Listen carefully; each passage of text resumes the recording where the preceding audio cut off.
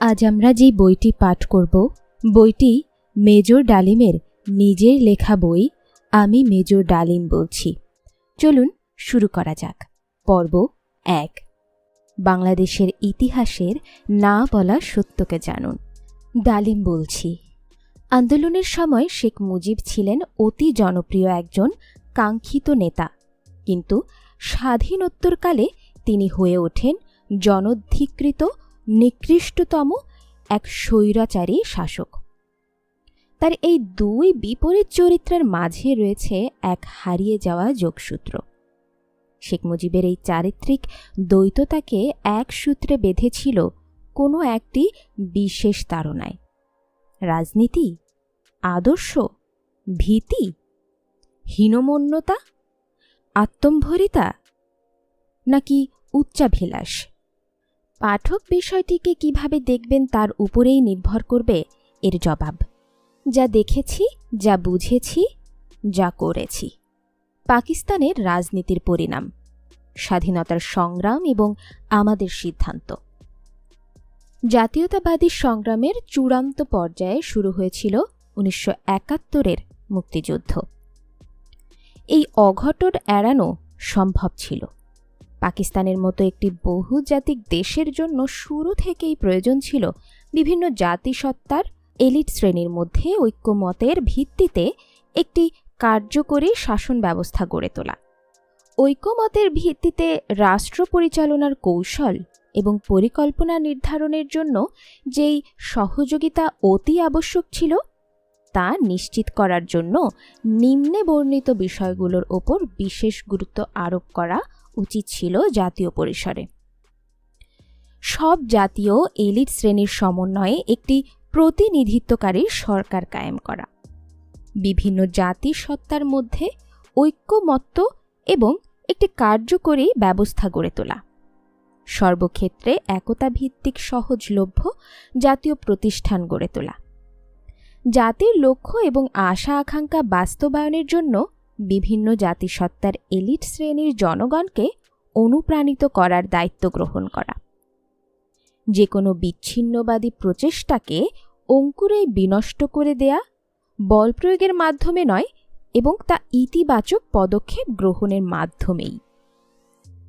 অর্থনৈতিক সুবিধাদি যাতে জনগণ পর্যন্ত পৌঁছে তা নিশ্চিত করা, আধুনিকীকরণ এবং উন্নয়নের সুফল সমভাবে যাতে সব জাতিগোষ্ঠী উপভোগ করতে পারে তার ব্যবস্থা নিশ্চিত করা, জাতীয় এলিট শ্রেণীগুলো কর্তৃক বিভিন্ন জাতিগোষ্ঠীর জনগণের মাঝে জাতীয় সম্পদ ও সুবিধাবাদীর সুষম বণ্টন নিশ্চিত করা।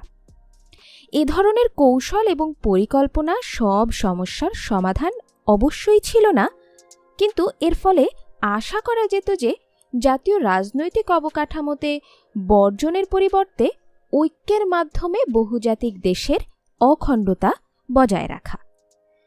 ধারণা করা চলে ন্যায্য অধিকার পাবার জন্য বিভিন্ন জাতিসত্তার জনগোষ্ঠী কিছুকাল হয়তোবা প্রলম্বিত শিল্পায়নের পরিকল্পনা এবং স্তিমিত আধুনিকীকরণের প্রক্রিয়াকেও মেনে নিত। যে কোনো ব্যক্তির পক্ষে একটি ন্যায়ভিত্তিক সমাজে দরিদ্র হয়ে থাকাটা সহনীয় হয় তখনই যখন তার পড়শিরা সমাজে অর্জিত ধন সম্পদের বড়াই করার সুযোগ না পায়। একটি দেশ উন্নত হতে পারে শুধুমাত্র ঐক্যের ভিত্তিতে। বৈষম্য এবং বিভক্তি এক অথবা একাধিক জাতিগত রাষ্ট্রের জন্ম দেয়, ফলে সংখ্যাগরিষ্ঠ জনগোষ্ঠীরই হয় সমূহ ক্ষতি। এজন্যই বহুজাগতিক একটি দেশের এলিট শ্রেণীর ঐক্যবদ্ধভাবে কাজ করা অপরিহার্য হয়ে দাঁড়ায় শ্রেণী স্বার্থ এবং জাতীয় স্বার্থ দুটোই বজায় রাখার জন্য। কোনো এক বিশেষ পর্যায়ে তারা অবশ্যই নিজ নিজ জাতীয় স্বার্থে একে অপরের সাথে দ্বন্দ্বে লিপ্ত হতে পারেন, কিন্তু কোনো ক্রমেই তাদের একে অপরের সহ্য শক্তি ও বোঝাপড়ার ক্ষমতার প্রতি সন্দেহ পোষণ করা উচিত নয়। তেমনটি হলে বিচ্ছিন্নবাদের বিপদসংকুল একতরফা রাস্তা অবশ্যই খুলে যাবে। তথাকথিত ইসলাম ও ইসলামিক রাষ্ট্রের ধ্বজাধারী পাঞ্জাবি মহাজের নিয়ন্ত্রিত কেন্দ্রীয় সরকার শুরু থেকেই বাঙালিদের নিঃস্ব, হীনমনা এবং পশ্চাদমুখী জনগোষ্ঠী হিসেবে গণ্য করে আসছিলেন। তারা মনে করতেন বাঙালি জনগোষ্ঠী পশ্চিম পাকিস্তানের ওপর একটি বোঝাস্বরূপ। তারা বিশ্বাস করতেন পাকিস্তানি জাতীয়তাবাদ এবং অর্থনৈতিক উন্নতির সাথে বাঙালির জাতিগত চেতনা এবং তাদের হিন্দুয়ানি মনোভাব সঙ্গতিপূর্ণ নয়। যাই হোক না কেন, একথা অস্বীকার করা কোনো উপায় নেই যে আইয়ুব খানের প্রণীত অর্থনীতির ফলে পূর্ব পাকিস্তানে শিল্প উদ্যোগের সংখ্যা তুলনামূলকভাবে বৃদ্ধি পায়। কিন্তু ওই সমস্ত উদীয়মান শিল্প উদ্যোগীরা সরকারি মদদ এবং পৃষ্ঠপোষকতায় বেড়ে ওঠা পশ্চিম পাকিস্তানি শিল্পপতিদের সাথে প্রতিযোগিতায় টিকতে না পেরে বাঙালি জাতীয়তাবাদী রাজনীতিবিদ যারা আঞ্চলিক স্বায়ত্তশাসনের জন্য সংগ্রাম করেছিলেন তাদের সাথে হাত মেলান। সমস্ত বাঙালি শিল্পপতিরা ইম্পোর্ট লাইসেন্স এবং বৈদেশিক মুদ্রার কোটা বাড়াবার জন্য ওই আন্দোলনকে কেন্দ্রের উপর চাপ প্রয়োগকারী হাতিয়ার হিসেবে ব্যবহার করতে থাকেন। শেষ পর্যায়ে আঞ্চলিক স্বায়ত্তশাসনের দাবি বাঙালি জাতির বিভিন্ন শ্রেণীকে এক একটি রাজনৈতিক প্ল্যাটফর্মে ঐক্যবদ্ধ করতে সক্ষম হয়। পশ্চিম পাকিস্তানি এলিট শাসক শ্রেণী অসঙ্গতভাবে তাদের বাঙালি দোসরদের হীনমন্য, পশ্চাদমুখী এবং হিন্দু মনোভাবাপন্ন বলে চিহ্নিত করেন। এই ধরনের মনোভাব বিচ্ছিন্নতাবাদী চেতনার উন্মেষ ঘটাতে বিশেষভাবে সাহায্য করে। তদুপরি শেখ মুজিবের বিচার দেশের নাজুক ঐক্যের উপর হানে চরম আঘাত। এখানে আবারও উল্লেখ করতে হয়, মুজিবের ৬ দফায় কোনো নতুন কিছু ছিল না। অতীতে বহুবার এই ধরনের দাবিসমূহ বাঙালি সাংসদগণ কেন্দ্রীয় সংসদে উপস্থাপন করেছিলেন। আগরতলা ষড়যন্ত্রের ঘোষণার সময়টি ছিল অতীব গুরুত্বপূর্ণ। এই ঘোষণাটি করা হয় এমন এক সময় যখন সারা দেশ জুড়ে এক জটিল রাজনৈতিক সমস্যা বিরাজমান। দেশজুড়ে জনগণ তখন আইয়ুব শাহীর নিষ্পেষণ এবং স্বৈরাচারী শাসনের বিরুদ্ধে বিদ্রোহী হয়ে ওঠে। আইয়ুব শাহী আঞ্চলিক বৈষম্য দূরীকরণের কোনো প্রচেষ্টা তো করেইনি, বরং পাঞ্জাবি মোহাজের এলিট শ্রেণীর কায়েমি স্বার্থকে লালন করে তাদের আধিপত্যকে আরও সুসংহত করে তোলে। সামরিক শাসনকালে কেন্দ্রীয় প্রশাসনে বাঙালিদের প্রতিনিধিত্ব এইরকম ছিল না বললেই চলে। ৬০-এর দশকে যখন বাঙালিদের ধৈর্যের বাঁধ প্রায় ভেঙেই পড়েছিল, তখনই পাকিস্তানের কেন্দ্রীয় শাসক গোষ্ঠী কর্তৃক বাঙালি রাজনৈতিক নেতৃবৃন্দকে বিশ্বাসঘাতক এবং শত্রুশক্তি ভারতের দালাল হিসেবে আখ্যায়িত করার ফলে অবস্থার আরও অবনতি ঘটে। বাংলাভাষী জনগণ যারা দ্ব্যর্থহীনভাবে ১৯৪৭ সালে পাকিস্তানের পক্ষে ছিলেন, তারা পশ্চিমা শাসক গোষ্ঠীর কাছ থেকে এই ধরনের ব্যবহার কখনোই প্রত্যাশা করেনি। পাকিস্তানের সৃষ্টিতে বাঙালি জনগোষ্ঠী সবশেষে গুরুত্বপূর্ণ ভূমিকা পালন করে। এই সত্যটি অতি সহজে ভুলে গিয়েছিলেন পশ্চিম শাসকগণ। যদিও বাহ্যিকভাবে মুজিবের দাবিগুলো ছিল চরম প্রকৃতির, পাকিস্তান তখনও ছিল অতি প্রিয় প্রতিটি বাঙালির কাছে। বাঙালি জনগণ শুধু চেয়েছিলেন রাষ্ট্র পরিচালনার ক্ষেত্রে মত প্রকাশের ন্যায্য অধিকার। তারা চেয়েছিল সাম্য ও সংহতির উপর একটি রাজনৈতিক কাঠামো। তারা চেয়েছিল স্বৈরাচারী একনায়কতন্ত্রের পরিবর্তে একটি গণতান্ত্রিক সরকার। স্বৈরাচারী একনায়কত্ব তাদের অতীতের হিন্দু আধিপত্য ও অত্যাচার এবং ঔপনিবেশিক শোষণকেই জোরালোভাবে মনে করিয়ে দিয়েছিল। এই থেকে এটাই পরিষ্কারভাবে বলা চলে, বাঙালিরা সুচিন্তিত কতগুলো লক্ষ্যের বাস্তবায়নের জন্যই মূলত সংগ্রাম করেছিল, কোনো স্বাধীন রাষ্ট্র প্রতিষ্ঠা করার জন্য নয়। এটা জোর দিয়েই বলা চলে যে আইয়ুব শাহীর পতনকালে পূর্ব পাকিস্তানের বিচ্ছিন্ন হয়ে পড়াটা মোটেই অবধারিত পরিণতি ছিল না। জাতীয় রাজনীতি এবং অর্থনীতিতে বাঙালিদের অংশদারিত্বের অধিকার থেকে বঞ্চিত রেখে ক্ষমতাধর শাসক চক্র বাঙালি এলিট শ্রেণীকে জনগণের আন্দোলনের প্রতি ঠেলে দিয়েছিল এবং তাদের নৃতাত্ত্বিক, সাংস্কৃতিক এবং ভাষাগত বৈষম্যকে পুনর্জীবিত করার আন্দোলনে নেতৃত্ব দিতে বাধ্য করেছিল জাতীয় ঐক্যের বিরুদ্ধে। এই থেকে পরিশেষে এটাই বলা চলে যে অসম উন্নয়নই বাধ্য করেছিল বাঙালি এলিট শ্রেণীকে কেন্দ্রের বিরুদ্ধে জনগণের সাথে ঐক্যবদ্ধ হতে এবং জাতীয়তাবাদী চেতনার পরিবর্তে বাঙালিত্বকে উস্কে দিতে। বাঙালিত্বের চেতনাই তখন আঠার মতো বাঙালি এলিট শ্রেণীকে জনগণের সাথে এক অটুট বন্ধনে বেঁধেছিল। অসম উন্নয়ন, শোষণ, বঞ্চনা এবং নৃতাত্ত্বিক চেতনা ওই ধরনের লোভী যোগ যা একে অপরকে শুষে বেঁচে থাকে সেই সময় অবধি, যখন সশস্ত্র সংঘাত অথবা গণ অভ্যুত্থানের বিকল্প কোনো পথই খোলা থাকে না। দুঃখজনক হলেও সত্য, পাকিস্তানও ঠিক সেই সন্ধিক্ষণে পৌঁছে অপরিহার্য এক মহাবিপর্যয়ের অপেক্ষা করছিল 60-এর দশকের শেষে। অন্তিম অবস্থায় সামরিক জান্তা রাজনৈতিক সমস্যার সমাধান বন্দুকের জোরে করার সিদ্ধান্ত নেয়। শুরু হয় 25 থেকে 26শে মার্চ 1971-এর আর্মি ক্র্যাকডাউন। পাকিস্তান সেনাবাহিনী বাঙালিদের আন্দোলন নস্যাৎ করার জন্য বর্বরচিত সশস্ত্র অভিযান শুরু করে সমগ্র বাঙালি জাতির বিরুদ্ধে। এভাবে অনিবার্য হয়ে ওঠে দেশ বিভক্তি। এবারে যাব পাকিস্তান 1947 থেকে 1971। 1971-এর মুক্তি সংগ্রাম পর্যন্ত ঘটনা প্রবাহ। পাকিস্তানের গঠন প্রকৃতিটি ছিল কিছুটা অস্বাভাবিক। ভৌগোলিকভাবে এই দেশের দুই অংশের মধ্যে 1000 মাইলের ব্যবধান সৃষ্টি করে রেখেছিল ভারত। নৃতাত্ত্বিক, সাংস্কৃতিক, ভাষা এবং আর্থসামাজিক দিক দিয়েও এই দুই অংশের মাঝে ছিল বড় ধরনের ব্যবধান। এই সমস্ত ব্যবধানগুলো ক্রমশ বেড়ে যায় ক্ষমতাসীন গোষ্ঠীদের ছলে বলে কৌশলে ক্ষমতা কুক্ষিগত করার নীতি গ্রহণের পরিপ্রেক্ষিতে। ক্ষমতাসীন গোষ্ঠী তাদের ভাষা এবং সংস্কৃতি অন্যায়ভাবে গায়ের জোরে অন্যদের ওপর চাপিয়ে দিতে চায়, যাতে করে রাজনৈতিকভাবে পুরো দেশের ওপর তাদের প্রাধান্য বজায় রাখা সম্ভব হয় এবং অর্থনৈতিকভাবে শোষণ কায়েম রাখা যায়।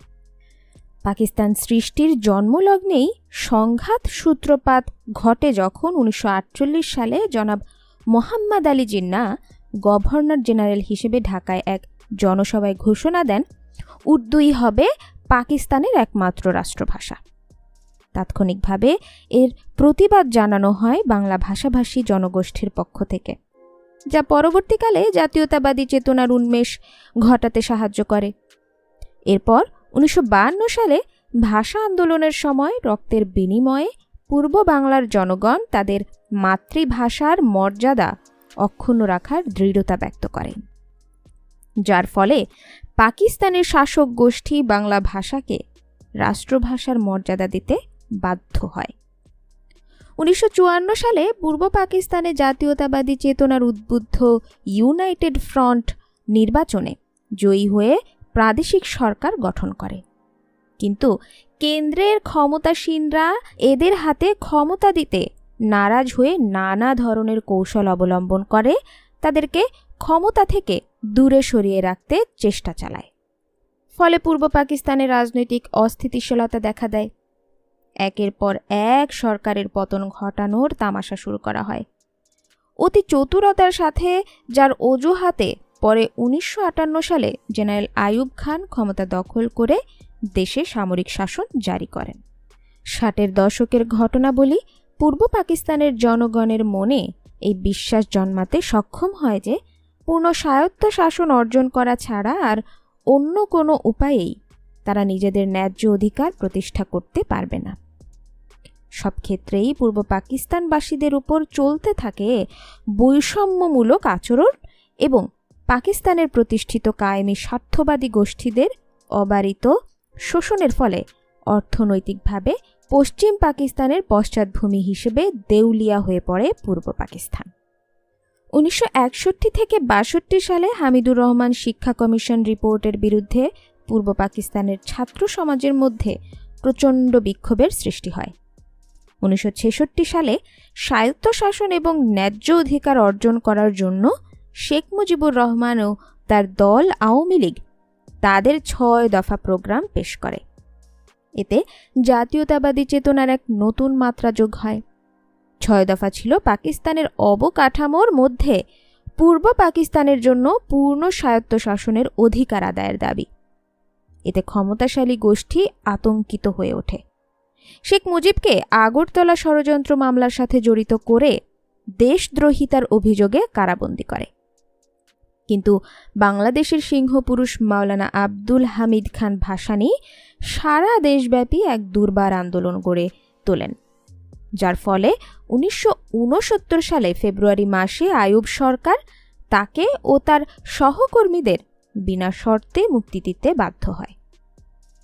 মার্চ মাসে পাকিস্তানের পূর্ব ও পশ্চিম দুই অংশেই আইয়ুব বিরোধী আন্দোলনের চাপে জেনারেল আইয়ুব ক্ষমতা ছাড়তে বাধ্য হন এবং তার স্থলাভিষিক্ত হন সেনাপ্রধান জেনারেল ইয়াহিয়া খান। জেনারেল ইয়াহিয়া খান 1970 সালে পাকিস্তানে জাতীয় এবং প্রাদেশিক নির্বাচন করান। সেই নির্বাচনে আওয়ামী লীগ জাতীয় এবং প্রাদেশিক নির্বাচনে নিরঙ্কুশ সংখ্যাগরিষ্ঠতা অর্জন করে কেন্দ্র এবং প্রাদেশিক সরকার গঠনের দাবিদার হয়ে ওঠে। কিন্তু সামরিক জান্তা এবং পশ্চিম পাকিস্তানের ধূর্ত রাজনৈতিক নেতা জুলফিকার আলী ভুট্টোর যোগ সাজশে আওয়ামী লীগের কাছে ক্ষমতা হস্তান্তর না করার ফন্দি ফিকির করতে থাকেন।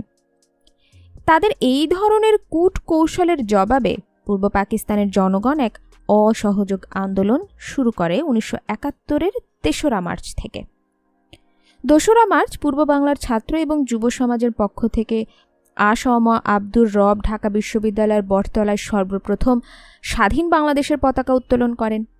তার এই উদ্যোগের জন্য শেখ মুজিব জনাব রবকে তিরস্কার করেছিলেন। এর চাক্ষুষ সাক্ষী আজও অনেকেই বেঁচে আছেন। 3রা মার্চ পল্টন ময়দানের বিশাল জনসভায় ছাত্রলীগের সাধারণ সম্পাদক জনাব শাহজাহান সিরাজ স্বাধীনতার ইশতেহার পাঠ করেন শেখ মুজিবের উপস্থিতিতে।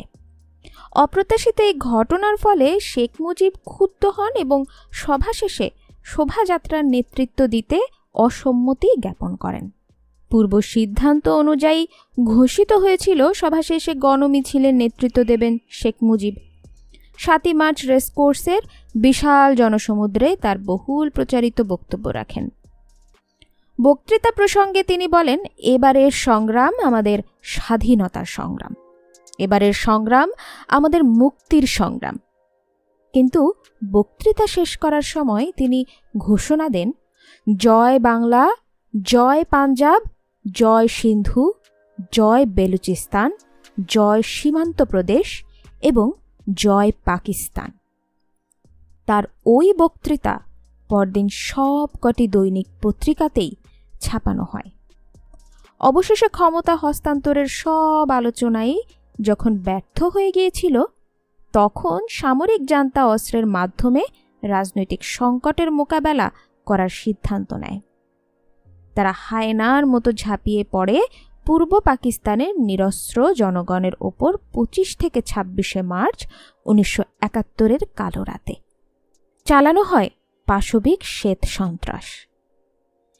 এবারে যাব 6 দফা, আওয়ামী লীগের রাজনৈতিক ম্যানিফেস্টো। 6 দফা। 1. ঐতিহাসিক লাহোর প্রস্তাবের ভিত্তিতে পাকিস্তানকে একটি সত্যিকারের ফেডারেশন রূপে গড়তে হবে। তাহাতে পার্লামেন্ট পদ্ধতির সরকার থাকিবে, সকল নির্বাচন সার্বজনীন প্রাপ্ত বয়স্কদের সরাসরি ভোটে অনুষ্ঠিত হইবে, আইনসভাসমূহের সার্বভৌমত্ব থাকিবে, সংশোধিত সরকারের চরিত্র হবে ফেডারেল এবং সাংসদীয় গণতান্ত্রিক, জাতীয় এবং ফেডারেটিং ইউনিট সমূহতে প্রত্যক্ষ গণভোটের মাধ্যমে সরকার নির্ধারিত হবে, জনসংখ্যার অনুপাতে ফেডারেল সংসদে প্রতিনিধিত্ব করা হবে। 2.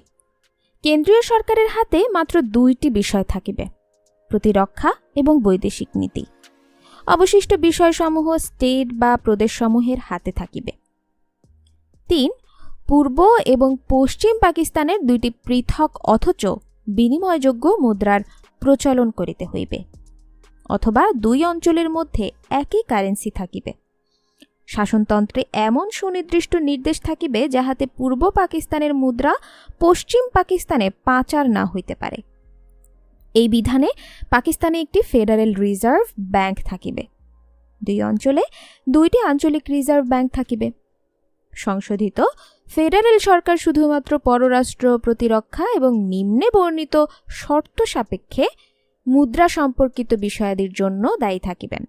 বিষয়গুলো হল: ক, 2 উইং এর জন্য 2টি ভিন্ন কিন্তু পরিবর্তনশীল মুদ্রা ব্যবস্থা চালু করতে হইবে, অথবা সারা দেশের জন্য একটি মুদ্রা ব্যবস্থাও রাখা যাইতে পারে, কিন্তু এই ক্ষেত্রে সাংবিধানিক আইন প্রবর্তন করিতে হইবে, যাতে করে পূর্ব পাকিস্তান থেকে পশ্চিম পাকিস্তানে সম্পদ এবং অর্থ পাচার হইতে না পারে। খ, আলাদা ব্যাংকিং রিজার্ভ সৃষ্টি করতে হইবে। পূর্ব পাকিস্তানের জন্য আলাদাভাবে আর্থিক এবং আয় ব্যয় এবং হিসাব নিকাশের ক্ষমতা থাকিবে পূর্ব পাকিস্তানের। 2টি ভিন্ন কিন্তু পরিবর্তনশীল মুদ্রা ব্যবস্থার প্রচলন করা প্রতিটি অংশে কিংবা অঞ্চলের জন্য অথবা একটি মুদ্রা ব্যবস্থাই চালু থাকিবে, তবে কেন্দ্রীয় রিজার্ভ ব্যাংকিং সিস্টেমের ভিতর আঞ্চলিক রিজার্ভ ব্যাংক সৃষ্টি করিতে হইবে এবং এমন ব্যবস্থা প্রবর্তন করতে হইবে যাতে এক অঞ্চলের সম্পদ কিংবা অর্থ অন্য অঞ্চলে পাচার করা সম্ভব না হয়। 4, সকল প্রকার ট্যাক্স, খাজনা, ধার্য ও আদায়ের ক্ষমতা থাকিবে আঞ্চলিক সরকারের হাতে। আঞ্চলিক সরকারের আদায়কৃত রিভেনিউর একটি অংশ ফেডারেল তহবিলে জমা হইবে। এইভাবে জমাকৃত টাকাই ফেডারেল সরকারের মূলধন হইবে। সংশোধিত আর্থিক লেনদেন, আয় ব্যয় এবং পরিকল্পনা হইবে ফেডারেটিং ইউনিটগুলোর।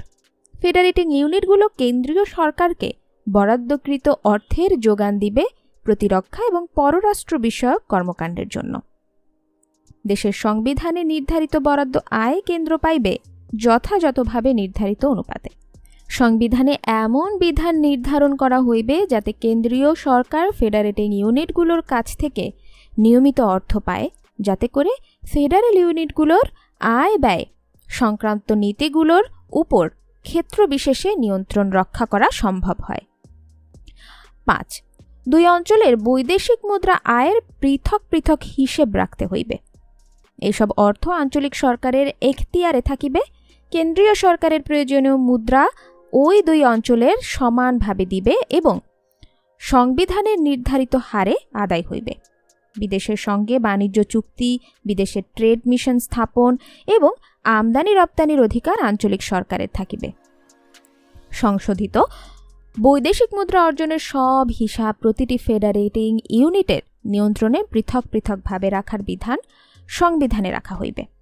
কেন্দ্রের জন্য প্রয়োজনীয় বৈদেশিক মুদ্রা প্রতিটি ফেডারেটিং ইউনিট কী অনুপাতে প্রদান করে সেটা সংবিধানে পরিষ্কারভাবে বর্ণিত থাকিবে। দেশের পররাষ্ট্র নীতি নির্ধারণের দায়িত্ব হবে কেন্দ্রীয় সরকারের, কিন্তু এই নীতির আওতায় আঞ্চলিক সরকারগুলো বহির্বাণিজ্য ও বৈদেশিক সাহায্য সম্পর্কে সরাসরি আলোচনা এবং চুক্তি সম্পাদন করতে পারবে, সেই বিধানও সংবিধানে থাকতে হইবে। 6, পূর্ব পাকিস্তানের জন্য মিলিশিয়া বা প্যারামিলিটারি রক্ষী বাহিনী গঠন করা হইবে এবং প্রতিরক্ষা ব্যবস্থার ক্ষেত্রে পূর্ব পাকিস্তানকে আত্মনির্ভরশীল করিতে হইবে। সংশোধিত জাতীয় নিরাপত্তার স্বার্থে ফেডারেটিং ইউনিটগুলো নিজস্ব মিলিশিয়া অথবা প্যারামিলিটারি ফোর্স গঠন করিতে পারিবে। পূর্ব পাকিস্তানের আপামর জনসাধারণের আশা আকাঙ্ক্ষার প্রতিফলন ঘটেছিল 6 দফায়। 6 দফার মাধ্যমে পরিষ্কার হয়ে উঠেছিল কিভাবে কেন্দ্রের ক্ষমতাসীন গোষ্ঠী পূর্ব পাকিস্তানকে শোষণ করেছিল। যাই হোক, তবুও বলতে হয় 6 দফার ঘোষণার সময়টা ছিল তাৎপর্যপূর্ণ। 1965 সালে পাক ভারত যুদ্ধের পরই 6 দফা ঘোষিত হয়। সামরিক চুক্তি থাকা সত্ত্বেও 1965 সালের যুদ্ধে আমেরিকার ভূমিকা পাকিস্তান সরকারের মনোপুত ছিল না। এই বিষয়ে প্রেসিডেন্ট আইয়ুব খান আমেরিকান সরকারকে তার সন্তুষ্টি জানিয়েছিলেন, তাই নয়, বিকল্প উপায় হিসেবে আইয়ুব খান আমেরিকার শত্রু গণচীনের সাথে বন্ধুত্ব গড়ে তোলার উদ্যোগ গ্রহণ করেন। তাই এই উদ্যোগকে আমেরিকার সরকার তাদের স্বার্থবিরোধী বলে মনে করেন। তাই আইয়ুবের ঔদ্ধত্যের উপযুক্ত জবাব দেবার জন্য আমেরিকা আইয়ুব বিরোধী আন্দোলন সক্রিয় সহযোগিতা দিতে থাকে। এই চক্রান্তে মদত যোগাবার জন্য যারা হাত বাড়িয়ে দিয়েছিল তাদের মধ্যে বিদগ্ধ হারুন পরিবারের আলফা ইন্স্যুরেন্স কোম্পানির ভাতাপ্রাপ্ত সদস্য শেখ মুজিব ছিলেন অন্যতম। ওই চক্রান্তের ফসল হিসেবে বেরিয়ে আসে 6 দফা। যদিও বলা হয়ে থাকে বাঙালি বুদ্ধিজীবী এবং অর্থনীতিবিদ যথা doctor Kamal Hossain, doctor Rehman Sobhan, doctor Nurul Islam, professor Abdur Razzaq প্রমুখরাই ছিলেন 6 দফার জন্মদাতা। কিন্তু যেই সত্যটি কখনোই প্রকাশ করা হয়নি সেটা হলো 6 দফা প্রণয়নে আমেরিকার কয়েকজন বিশিষ্ট অর্থনীতিবিদ ফোর্ড ফাউন্ডেশনের মদতপুষ্ট হয়ে এই 6 দফা দাবি প্রণয়নে কাজ করেছিলেন। 6 দফা পাকিস্তানকে দ্বিখণ্ডিত করার জন্য নয়, শুধুমাত্র আইয়ুব খানকে তার বেয়াদবির উপযুক্ত শিক্ষা দেবার জন্যই প্রণীত হয়েছিল। পাকিস্তানকে দ্বিখণ্ডিত করতে কখনো কাউকে কোনোরূপ সাহায্য আমেরিকা করেনি, কারণ তারা কখনোই পাকিস্তান দ্বিখণ্ডিত হোক সেটা চায়নি। এই ব্যাপারে তৎকালীন আমেরিকার রাষ্ট্রদূত জে ফারল্যান্ড পরিষ্কারভাবে মুজিবকে হুঁশিয়ার করে দিয়েছিলেন। রাজনৈতিক অবমৃষ্যতা থেকে একচ্ছত্র নেতায় পরিণত 6 দফা দাবির বহিঃপ্রকাশ ঘটার আগ পর্যন্ত শেখ মুজিবের ভূমিকা পূর্ব পাকিস্তানের রাজনীতিতে তেমন গুরুত্বপূর্ণ ছিল না। 1954 সালে রাজনীতিতে এক চমকপ্রদ ঘটনা ঘটিয়ে মুজিব আকস্মিকভাবে রাজনীতিতে আলোচ্য ব্যক্তিতে পরিণত হন। হক ভাসানীর যুক্তফ্রন্টের সংসদ অধিবেশন চলাকালে হঠাৎ করে শেখ মুজিব তার গুন্ডা পান্ডা নিয়ে অতর্কিতে অধিবেশন কক্ষে প্রবেশ করে হইচই শুরু করে লাঠিবাজি এবং চেয়ার টেবিল ছোড়াছুড়ি করে অধিবেশন পণ্ড করে দেয়। ওই তাণ্ডবলীলায় সংসদের স্পিকার মারা যান গুরুতর রূপে আহত হয়ে। এই অপকর্মের নেপথ্যে হোসেন শহীদ সোহরাওয়ার্দীর হাত ছিল। এই ঘটনা পরবর্তীকালে আইয়ুব খানকে পূর্ব পাকিস্তানের প্রাদেশিক সরকার বিলুপ্ত করে সামরিক শাসন জারি করতে সুযোগ করে দেয়। 6 দফায় কেন্দ্রীয় সরকার দেশদ্রোহিতার গন্ধ পায়। তাদের ধারণা হয় 6 দফা দেশকে দ্বিখণ্ডিত করারই একটা কূটকৌশল। যদিও 6 দফা ছিল পূর্ব বাংলার জনগণের মুক্তির সনদপত্র, 6 দফায় পরবর্তীকালে বর্ণিত হয়েছিল পূর্ব পাকিস্তানে কেন্দ্রীয় শাসকদের দ্বারা কী ধরনের শোষণ চালানো হচ্ছিল দেশ স্বাধীন হওয়ার পর থেকেই। যাই হোক, শেখ মুজিব সহ আওয়ামী লীগের বেশ কিছু শীর্ষস্থানীয় নেতাদের জড়িত করা হয় বিখ্যাত আগরতলা ষড়যন্ত্র মামলায়। যদিও আগরতলা ষড়যন্ত্র মামলায় শেখ মুজিব কিংবা তার দলীয় নেতারা কেউই জড়িত ছিলেন না। নেতাদের গ্রেফতারের ফলে 6 দফা আন্দোলনে ভাটা পড়ে। সেই ক্রান্তি লগ্নে আবারও অগ্রণী ভূমিকায় এগিয়ে আসে জাগ্রত ছাত্র সমাজ।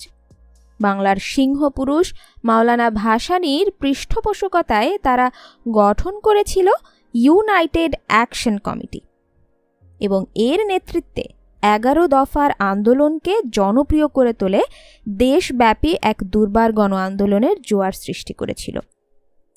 11 দফা জনপ্রিয় হয়ে উঠেছিল কারণ এর মূল বিষয় ছিল পূর্ব পাকিস্তানের জন্য স্বাধিকার ও স্বায়ত্তশাসনের দাবি। সারা পূর্ব পাকিস্তানে 11 দফাকে কেন্দ্র করে সরকার বিরোধী আন্দোলনের যেই গণজোয়ার সৃষ্টি হয়েছিল তার প্রচণ্ডতায় ম্লান হয়ে গিয়েছিল আওয়ামী লীগের 6 দফা। মাওলানা ভাসানী এই আন্দোলনে নেতৃত্ব দিয়ে আন্দোলনকে গণ অভ্যুত্থানের রূপ দিতে সক্ষম হয়েছিল, যার জন্য সামরিক শাসকরা শেখ মুজিব এবং তার দলীয় নেতাদের বিনা শর্তে মুক্তি দিতে বাধ্য হয়। মুক্তি পেয়ে রেসকোর্সে এক বিশাল জনসভায় শেখ মুজিব তার ভাষণ দিয়েছিলেন। জেল থেকে মুক্তি পাবার পর আমি দেখলাম আওয়ামী লীগের 6 দফা ছাত্রদের 11 দফায় বিলীন হয়ে গেছে। জনগণের চাপে মুক্ত হয়ে মুজিব নিজেকে নতুন করে আবিষ্কার করলেন। তিনি নিজেকে পেলেন সমগ্র বাংলাদেশি জনগণের একচ্ছত্র নেতা হিসেবে। কিন্তু এমনটি হওয়ার পেছনে তার নিজস্ব কোনো অবদান ছিল না। আমাদের জাতীয় ইতিহাসে নেতারা সবাই সব কালে চলেছেন পেছনে, কিন্তু জনগণ কখনোই কোনো ক্রান্তি লগ্নে ভুল সিদ্ধান্ত গ্রহণ করেনি। এটা এক ঐতিহাসিক বাস্তবতা যার আবর্তে জাতি আজও ঘুরপাক খাচ্ছে। সেই সময় জাতি উন্মুখ হয়ে উঠেছিল স্বাধিকার ও স্বায়ত্তশাসন পাওয়ার জন্য। তারা হয়ে উঠেছিল অস্থির, ধৈর্যহারা এবং বিস্ফোরণমুখ। কিন্তু তাদের প্রত্যাশাকে বাস্তবায়িত করার মতো আস্থাভাজন কোনো জাতীয় নেতা ছিল না সামনে। বিস্ফোরণমুখ জাতিকে এগিয়ে নেয়ার জন্য নিঃস্বার্থ চরিত্রের পরীক্ষিত একজন বিচক্ষণ নেতার প্রয়োজন হয়ে উঠেছিল বিকল্পহীন। মাওলানা ভাসানী ছিলেন তেমন মাপের একমাত্র নেতা, কিন্তু বয়সের ভারে তিনি তখন অনেকটাই দুর্বল। নেতা হিসেবে তাকে জনগণ অবশ্যই জেনে এসেছে আপোষহীন বৃহত্তর গরিব জনগোষ্ঠীর বন্ধু হিসেবে। তার রাজনৈতিক দূরদর্শিতা ও প্রজ্ঞতার অভাব ছিল না, কিন্তু তার ছিল না সংগঠন ভিত্তিক শক্তি। এ কারণেই এই বর্ষিয়ান নেতার পক্ষে কিছুতেই সম্ভব ছিল না গণ আন্দোলনের চড়াই উতরাই পেরিয়ে আন্দোলনকে ক্রমান্বয়ে বিপ্লবে রূপান্তরিত করে ধাপে ধাপে এগিয়ে নিয়ে চরম বিজয় অর্জন করা। তার পক্ষে শ্রদ্ধার ও জনপ্রিয়তার শীর্ষ অবস্থান করেও এটা কার্যকরী করা তখন তার পক্ষে কিছুতেই সম্ভব ছিল না। অন্যদিকে আগরতলা ষড়যন্ত্র মামলা দেব ক্রমে শেখ মুজিবকে রাতারাতি এক কিংবদন্তির নায়কে পরিণত করেছিল। ভাসানীর ক্ষমতার মাওলানা নিজেই সবচেয়ে বেশি বুঝতেন, তাই তারই আহ্বানে দেশের জনগণ মুজিবকেই একচ্ছত্র নেতা হিসেবে তখন গ্রহণ করে নিয়েছিল, একান্ত বাধ্য হবে কোনো বিকল্প না থাকায়। স্বাধীন বাংলাদেশের চিন্তা করেছিলেন মজলুম জননেতা মাওলানা আব্দুল হামিদ খান ভাসানীও, কিন্তু শেখ মুজিব কখনো পূর্ব পাকিস্তানকে বিচ্ছিন্ন করার কথা চিন্তা করেননি। তিনি স্বায়ত্তশাসনের দাবি জানিয়েছিলেন মাত্র। আগরতলা ষড়যন্ত্র মামলার ধারা বিবরণী খবরের কাগজে প্রকাশিত করতে থাকে আইয়ুব মোনেম চক্র। তারা পূর্ব পাকিস্তানের বাঙালি মুসলমানদের ভারত বিরোধী মনোভাবকে তাদের স্বার্থে কাজে লাগাবার উদ্দেশ্যেই এই সিদ্ধান্ত গ্রহণ করেছিলেন। তারা ভেবেছিলেন, মানুষ যখন জানতে পারবে শেখ মুজিব ভারতের দালাল হয়ে পাকিস্তানের অখণ্ডতার বিরুদ্ধে ষড়যন্ত্রে লিপ্ত, তখন তার বিরুদ্ধে বিক্ষোভে ফেটে পড়বে। কিন্তু পরিণাম হল সম্পূর্ণ উল্টোটাই। প্রকাশিত ধারা বিবরণীর মধ্যেই পরিস্ফুটিত হয়ে উঠল আইয়ুব মোনেম চক্রের ঘৃণ্য চক্রান্ত। এই ষড়যন্ত্রমূলক মামলাকে তখন বাঙালিরা সমগ্র বাঙালি জাতির বিরুদ্ধে ষড়যন্ত্র বলেই ধরে নেয়। ফলে সারা বাংলার মানুষ আইয়ুব শাহীর বিরুদ্ধে রুদ্র আক্রোশে ফেটে পড়ে। এখানে আবারও উল্লেখ করতে হয় যে আইয়ুব বিরোধী আন্দোলনে পূর্ব পাকিস্তানেও মুখ্য এবং অগ্রণী ভূমিকা ছিল ছাত্র সমাজের। তারা ইতোমধ্যেই সংগ্রামকে একটি ঐক্যবদ্ধ জাতীয় সংগ্রামে রূপ দেবার লক্ষ্যে 11 দফার ভিত্তিতে ছাত্র সংগ্রাম পরিষদ গঠন করেন। 11 দফার ভেতরেই বাংলাদেশের জনগণের আশা আকাঙ্ক্ষার প্রকৃত রূপ ফুটে ওঠে। 11 দফার ভিত্তিতেই বাংলার মাটিতে 1969 সালে গণ আন্দোলনের জোয়ার এক প্রচণ্ড রূপ ধারণ করে। ছাত্র সংগ্রাম পরিষদের 11 দফা দাবি: স্বৈরাচারী সরকারের দীর্ঘদিনের অনুসৃত জনস্বার্থ বিরোধী নীতির ফলে ছাত্র সমাজ ও দেশবাসীর জীবনে সংকট ক্রমশ বৃদ্ধি পাইতেছে। শাসন শোষণের নিপীড়নে অতিষ্ঠ ছাত্র জনতা আন্দোলনের পথে আগাইয়া আসিয়াছেন। আমরা ছাত্র সমাজ ও দেশবাসীর স্বার্থে নিম্নোক্ত 11 দফা দাবিতে ব্যাপক ছাত্র গণ আন্দোলনের আহ্বান জানাইতেছি। 1. সচ্ছল কলেজ সমূহকে প্রদেশীকরণের নীতি পরিত্যাগ করিতে হইবে এবং জগন্নাথ কলেজ সহ প্রাদেশিককরণকৃত কলেজ সমূহকে পূর্বাবস্থায় ফিরাইয়া দিতে হইবে। শিক্ষার ব্যাপক প্রসারের জন্য প্রদেশের সর্বত্র, বিশেষ করিয়া গ্রামাঞ্চলে স্কুল কলেজ স্থাপন করিতে হইবে এবং বেসরকারি উদ্যোগে প্রতিষ্ঠিত স্কুল কলেজ সমূহকে সত্বর অনুমোদন দিতে হইবে। কারিগরি শিক্ষার প্রসারের জন্য পর্যাপ্ত সংখ্যক ইঞ্জিনিয়ারিং কলেজ, পলিটেকনিক্যাল এবং কমার্শিয়াল ইনস্টিটিউট স্থাপন করিতে হইবে। প্রদেশের কলেজ সমূহ দ্বিতীয় শিফটে নৈশ আইএ, আইএসসি, আইকম ও বিএ, বিএসসি, বিকম এবং প্রতিষ্ঠিত কলেজ সমূহে নৈশ এমএ ও এমকম ক্লাস চালু করিতে হইবে। ছাত্র বেতন 50% হ্রাস করিতে হইবে। স্কলারশিপ ও স্টাইপেন্ডের সংখ্যা বৃদ্ধি করিতে হইবে এবং ছাত্র আন্দোলনে অংশগ্রহণ করার অপরাধে স্কলারশিপ ও স্টাইপেন্ড কাড়িয়া নেওয়া চলিবে না। হল, হোস্টেলের ডাইনিং হল ও ক্যান্টিন খরচের 50% সরকারি সাবসিডি হিসেবে প্রদান করিতে হইবে। হল ও হোস্টেলের সমস্যা সমাধান করিতে হইবে। মাতৃভাষার মাধ্যমে সর্বস্তরে শিক্ষার ব্যবস্থা করিতে হইবে। সকল শিক্ষা প্রতিষ্ঠানে পর্যাপ্ত সংখ্যক অভিজ্ঞ শিক্ষকের ব্যবস্থা করিতে হইবে। শিক্ষকের বেতন বৃদ্ধি করিতে হইবে এবং স্বাধীন মতামত প্রকাশের অধিকার দিতে হইবে। 8ম শ্রেণী পর্যন্ত শিক্ষাকে অবৈতনিক এবং বাধ্যতামূলক করিতে হইবে। মেডিকেল বিশ্ববিদ্যালয় স্থাপন করিতে হইবে এবং অটোমেশন প্রথা বিলোপ, নমিনেশনে ভর্তি প্রথা বন্ধ, মেডিকেল কাউন্সিল অর্ডিন্যান্স বাতিল, ডেন্টাল কলেজকে পূর্ণাঙ্গ কলেজে পরিণত করা প্রভৃতি মেডিকেল ছাত্রদের সকল দাবি মানিয়া লইতে হইবে। নার্স ছাত্রীদের সকল দাবি মানিয়া লইতে হইবে। প্রকৌশল শিক্ষার অটোমেশন প্রথা বিলোপ 10% ও 75% রুল বাতিল। সেন্ট্রাল লাইব্রেরির সুব্যবস্থা প্রকৌশল ছাত্রদের শেষ বর্ষেও ক্লাস লইতে হইবে। পলিটেকনিক ছাত্রদের কন্ডেন্স কোর্সের সুযোগ দিতে হইবে এবং বোর্ড ফাইনাল পরীক্ষা বাতিল করিয়া একমাত্র সেমিস্টার পরীক্ষার ভিত্তিতেই ডিপ্লোমা দিতে হইবে। টেক্সটাইল, সিরামিক, লেদার, টেকনোলজি এবং আর্ট কলেজ ছাত্রদের সকল দাবি অবিলম্বে মানিয়া লইতে হইবে। IER ছাত্রদের 10 দফা, সমাজ কল্যাণ কলেজ ছাত্রদের, MBA ছাত্রদের ও আইন ছাত্রদের সমস্ত দাবি মানিয়া লইতে হবে। ঢাকা বিশ্ববিদ্যালয় সহ অন্যান্য বিশ্ববিদ্যালয়ের বাণিজ্য বিভাগকে আলাদা ফ্যাকাল্টি করিতে হইবে।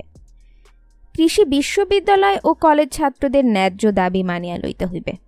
কৃষি ডিপ্লোমা ছাত্রদের কন্ডেন্স কোর্সের দাবি সহ কৃষি ছাত্রদের সকল দাবি মানিয়া লইতে হইবে। ট্রেনে, স্টিমারে ও লঞ্চে ছাত্রদের আইডেন্টিটি কার্ড দেখাইয়া শতকরা 50% কনসেশনে টিকিট দেওয়ার ব্যবস্থা করিতে হইবে। মাসিক টিকিটেও এরূপ সুবিধা দিতে হইবে। পশ্চিম পাকিস্তানের মতো বাসে 10 পয়সা ভাড়ায় শহরের যে কোনো স্থানে যাতায়াতের ব্যবস্থা করিতে হইবে। দূরবর্তী অঞ্চলেও বাস যাতায়াতে 50% কনসেশন দিতে হবে। ছাত্রীদের স্কুলে ও কলেজে যাতায়াতের জন্য পর্যাপ্ত বাসের ব্যবস্থা করিতে হইবে। সরকারি ও আধা সরকারি উদ্যোগে আয়োজিত খেলাধুলা ও সাংস্কৃতিক অনুষ্ঠানে ছাত্রদের 50% কনসেশন দিতে হইবে। চাকুরি নিশ্চয়তা বিধান করিতে হইবে।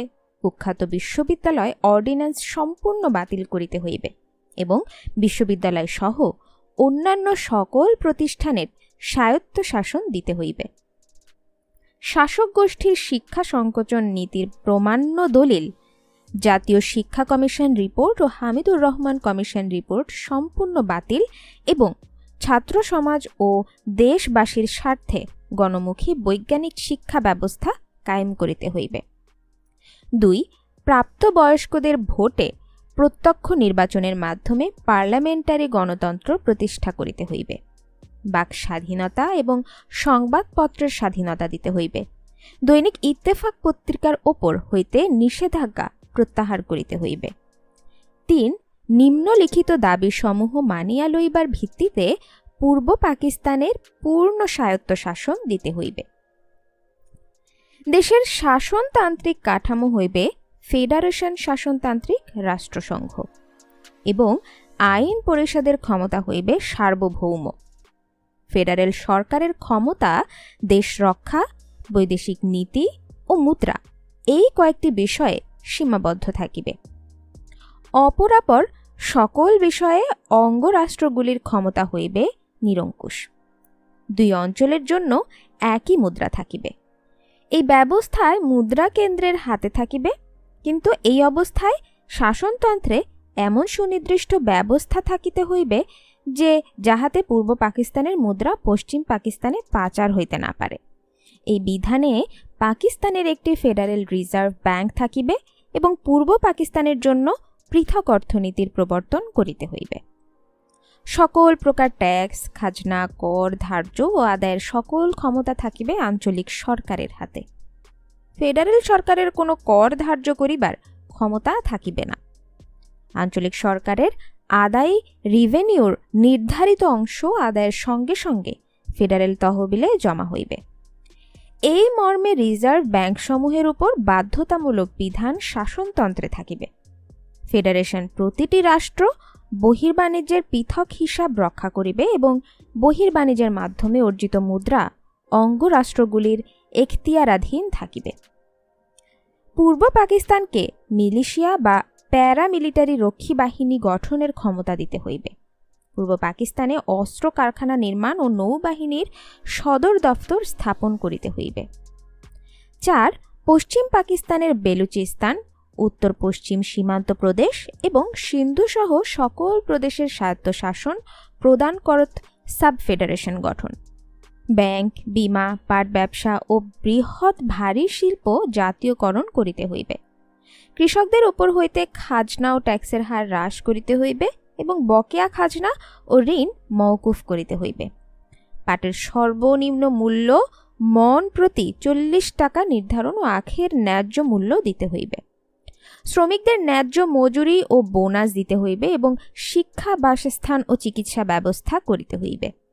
শ্রমিক স্বার্থ বিরোধী কায়দা কানুন প্রত্যাহার করিতে হইবে এবং ধর্মঘটের অধিকার ও ট্রেড ইউনিয়ন করিবার ক্ষমতা প্রদান করিতে হইবে।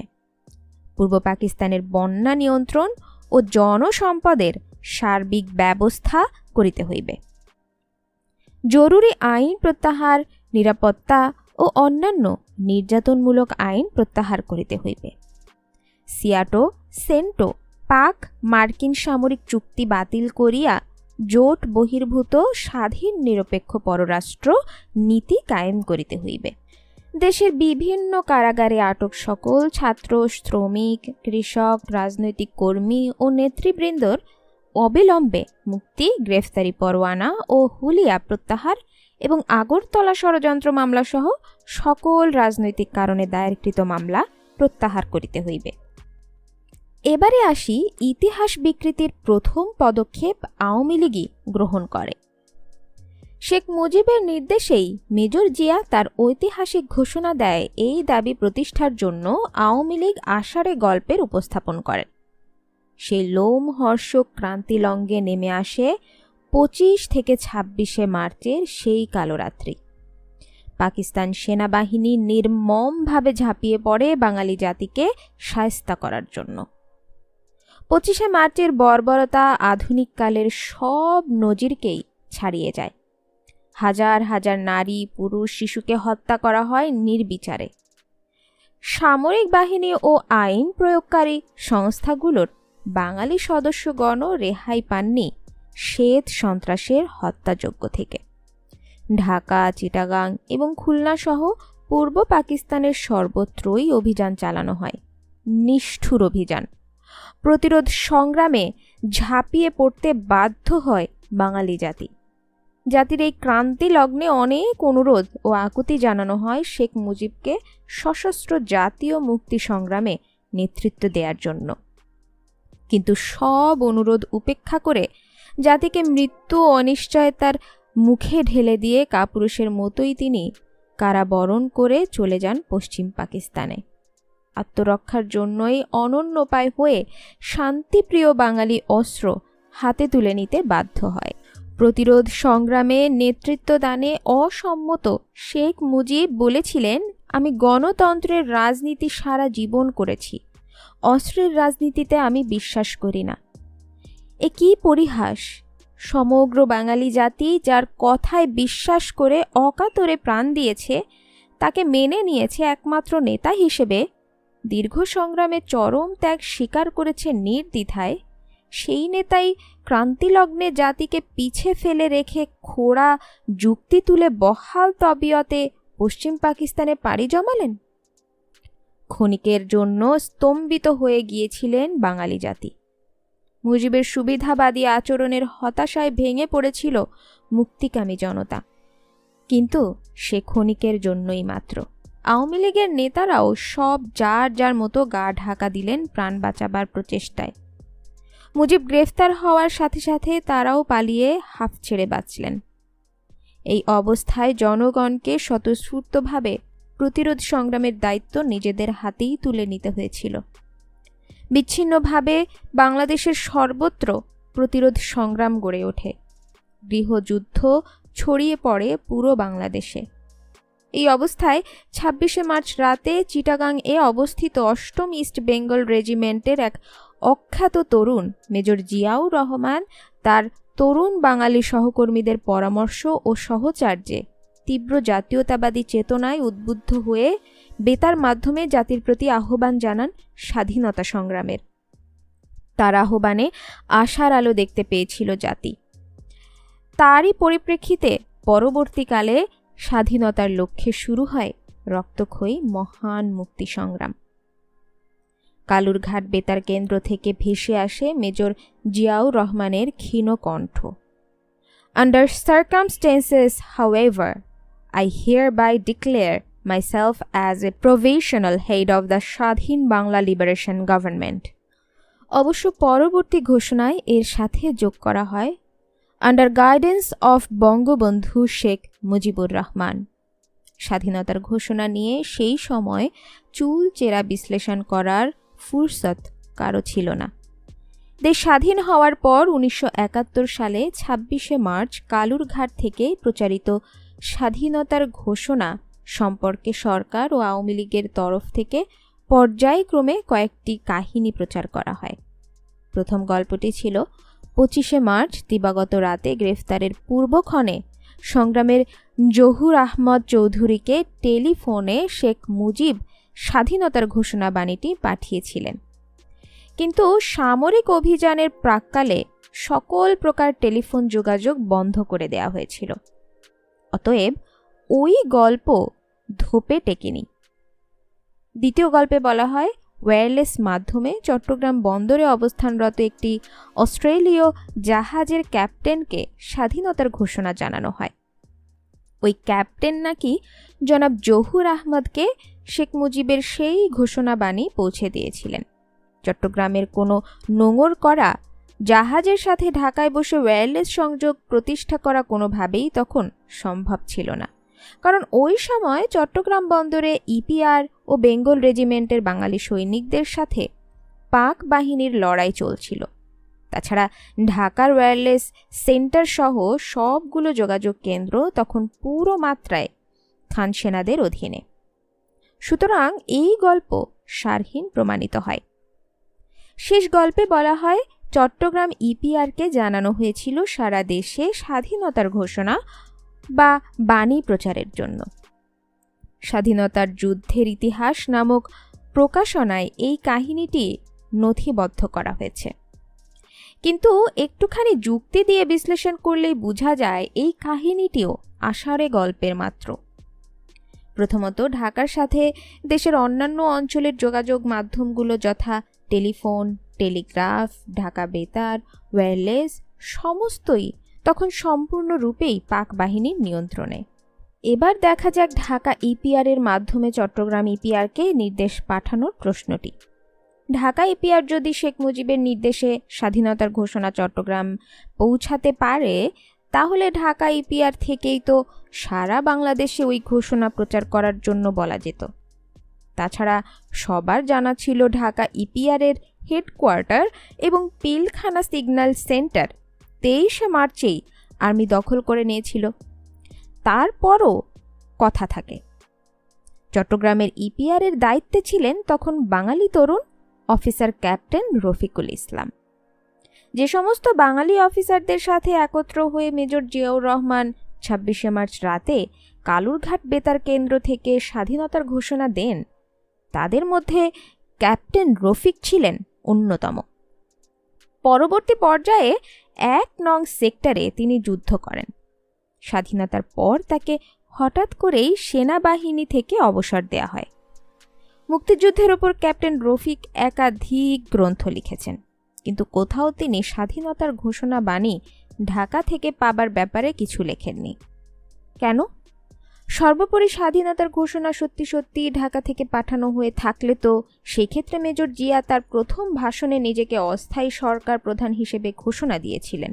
কোন যুক্তিতে? তারপরও প্রশ্ন থাকে।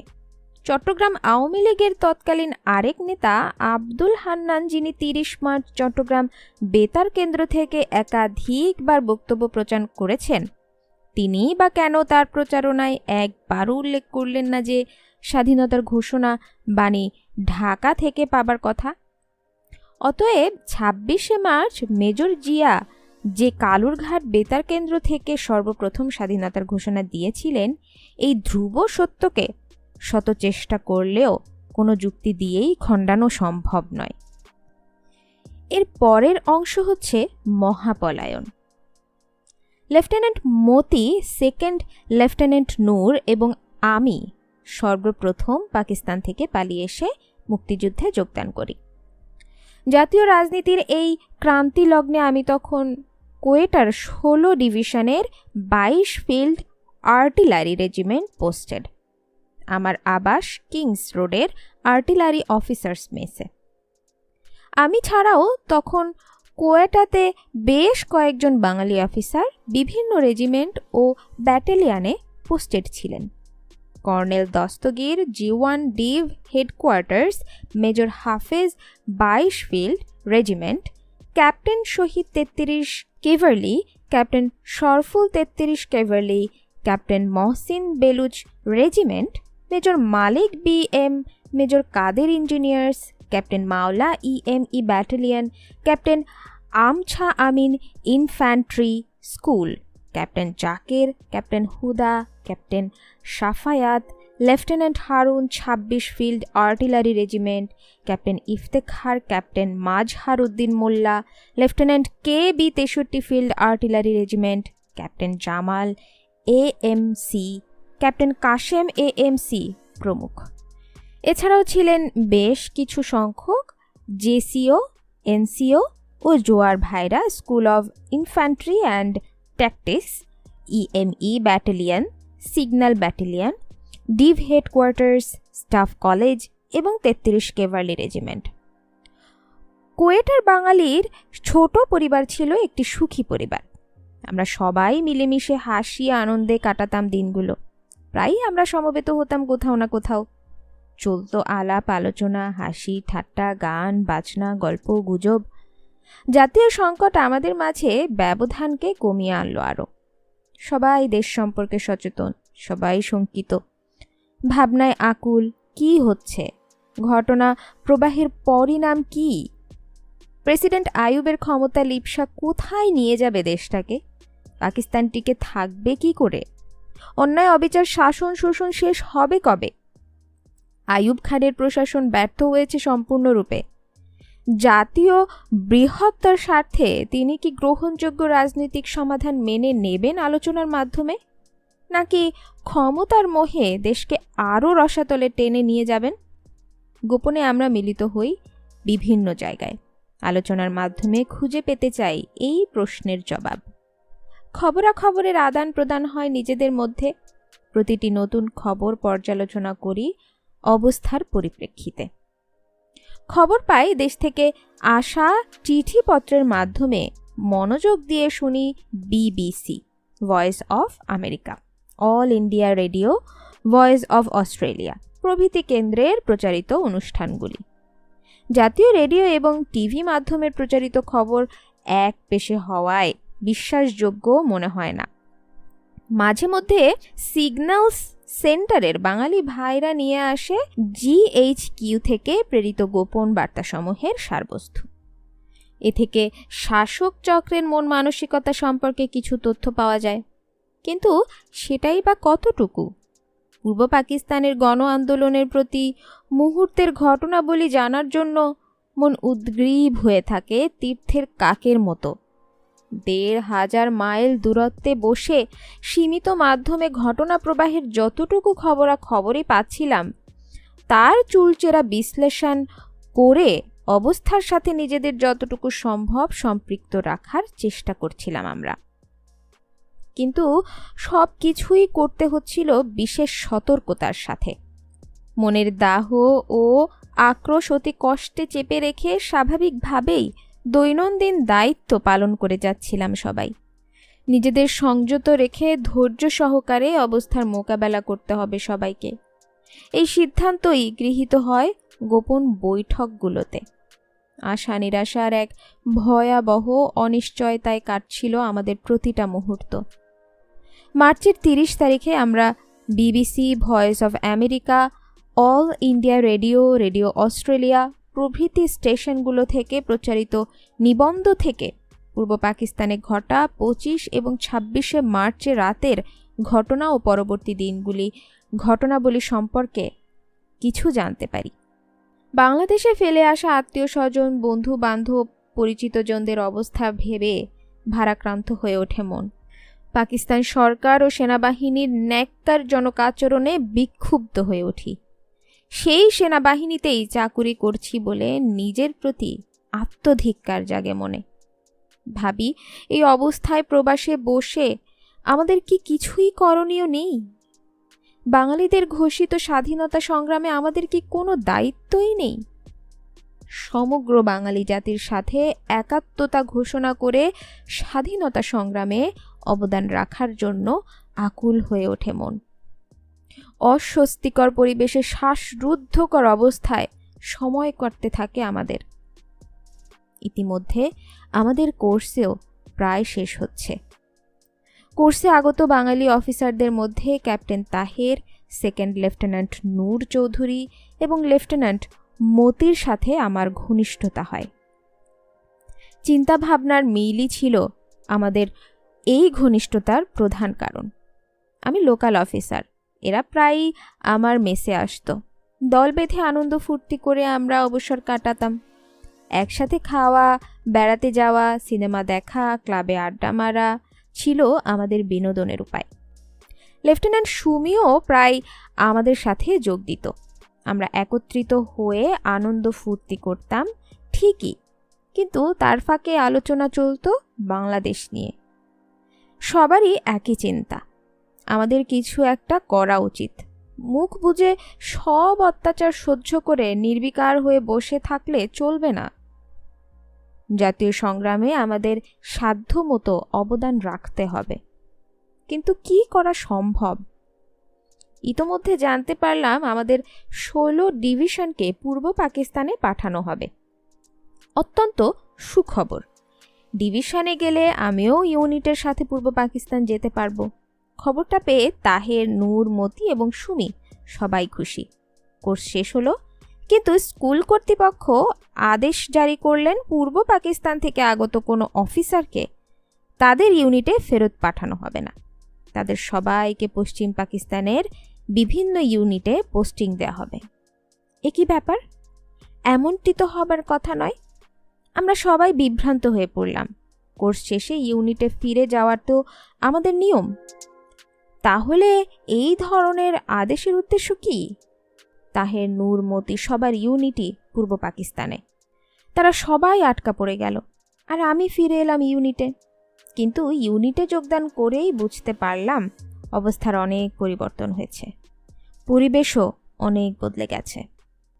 ইতিমধ্যে দেশে ইমার্জেন্সি ঘোষিত হলো।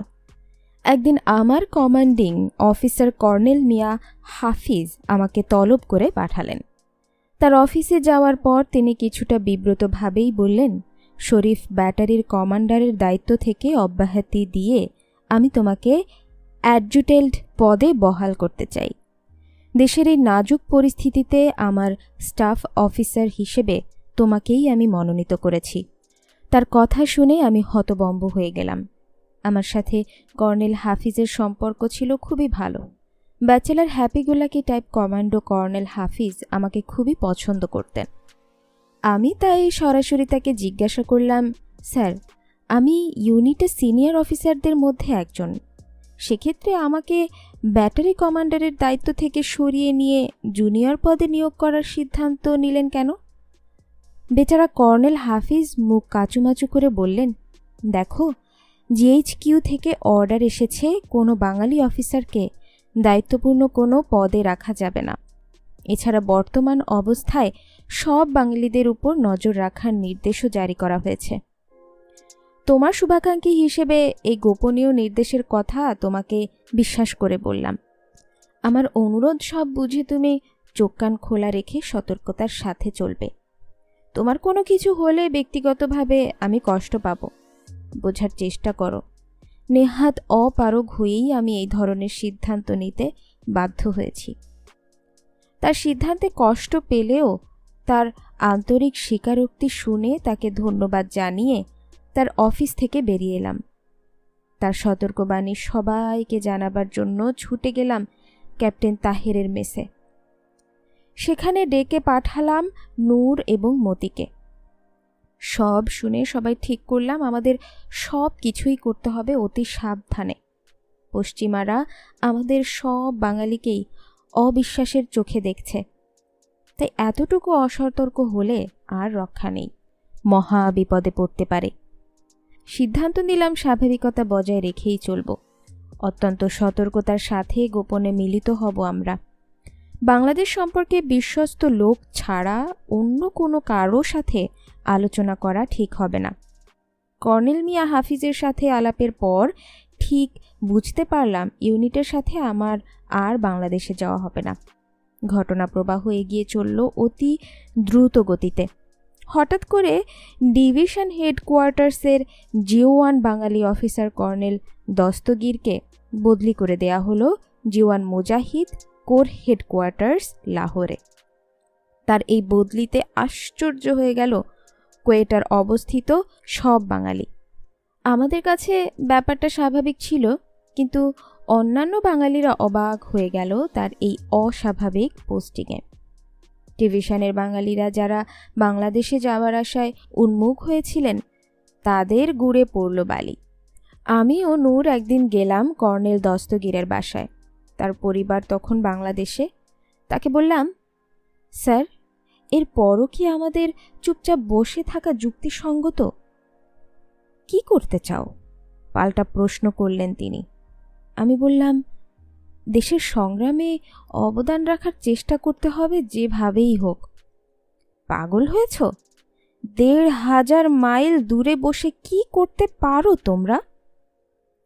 পালিয়ে গিয়ে যোগদান করতে পারি স্বাধীনতা সংগ্রামে, নয়তো বেলেলির অ্যামুনিশন ডিপো উড়িয়ে দিতে পারি। এতে করে সমস্ত সামরিক বাহিনীর সেকেন্ড লাইন অ্যামুনিশন ধ্বংস হয়ে যাবে। অপূরণীয় ক্ষতি হবে সামরিক জান্তার। যুদ্ধ করার ক্ষমতাও কমে যাবে অনেকাংশ। পাগল নাকি? কী সব অদ্ভুত কথা ভাবছ? ইমোশনাল হয়ে এ ধরনের পদক্ষেপ নিলে তোমরা তোমাদের জন্যই শুধু বিপদ ডেকে আনবে না, বিপদ ডেকে আনবে পশ্চিম পাকিস্তানের সব বাঙালির জন্য। অবাস্তব চিন্তাধারা। তিনি আমাদের স্মরণ করিয়ে দিলেন পাসিং আউট করার দিন শপথ নিয়েছিলে, to remain loyal to the Constitution. So be faithful and prove your integrity.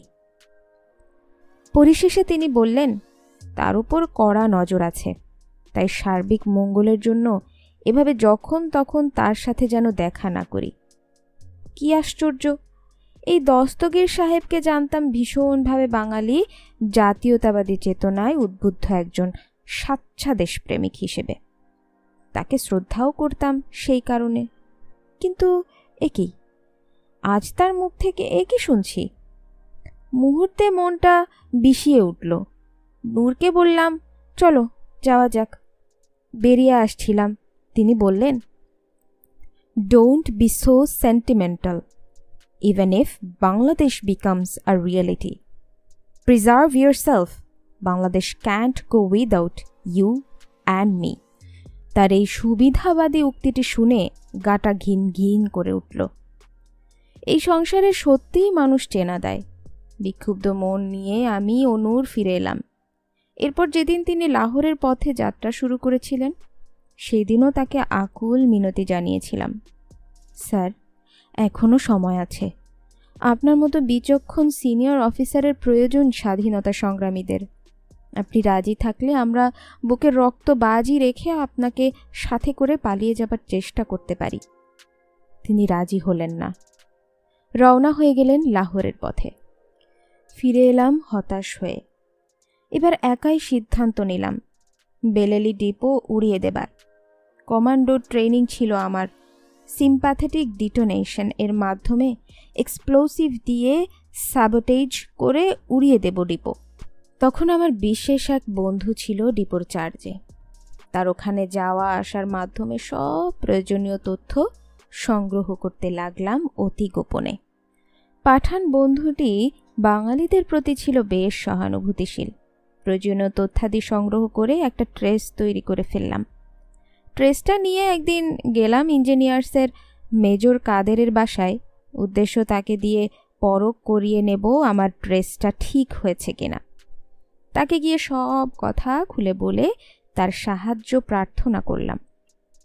আমার প্ল্যান শুনে তিনি ভীষণভাবে আঁতকে উঠলেন। বললেন, কি সাংঘাতিক! তোমার কি মাথা খারাপ হয়েছে ডালিম? তুমি কি বুঝতে পারছো না কি করতে যাচ্ছ তুমি? তোমার প্ল্যান কার্যকরী করলে প্রায় কোয়েটা শহরটাই ধ্বংস হয়ে যাবে।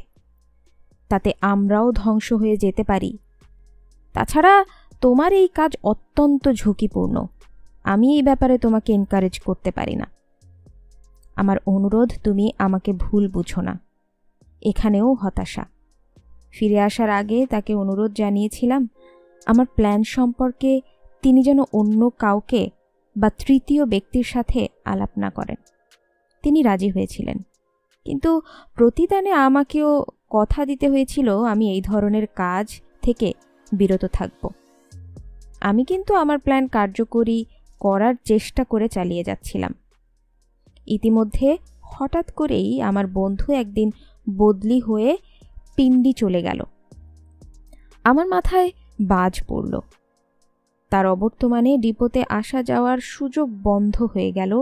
ফলে বাধ্য হয়ে আমাকে আমার পরিকল্পনাও বাদ দিতে হয়। দুঃখ পেয়েছিলাম অনেক, কিন্তু অতি কষ্টে নিজেকে সামলে নিতে হলো। নতুন করে আবার ভাবতে শুরু করলাম কি করা যায়। ঠিক করলাম পালিয়ে গিয়ে যোগ দেব স্বাধীনতা সংগ্রামে। এমন অবস্থায় একদিন নূর এলো আমার মেসে। লনে বসে আলাপ করছিলাম দুজনে। হঠাৎ করেই নূর বলল, স্যার, ক্যাপ্টেন তাহের আপনাকে ডেকেছেন, জরুরি আলাপ আছে। ঠিক আছে, আজ রাতে আমরা একসাথে তার মেসে ডিনার করব। নূর চলে গেল। কি এমন জরুরি আলাপের জন্য ক্যাপ্টেন তাহের ডেকে পাঠিয়েছেন ভেবে কুল কিনারাই পেলাম না।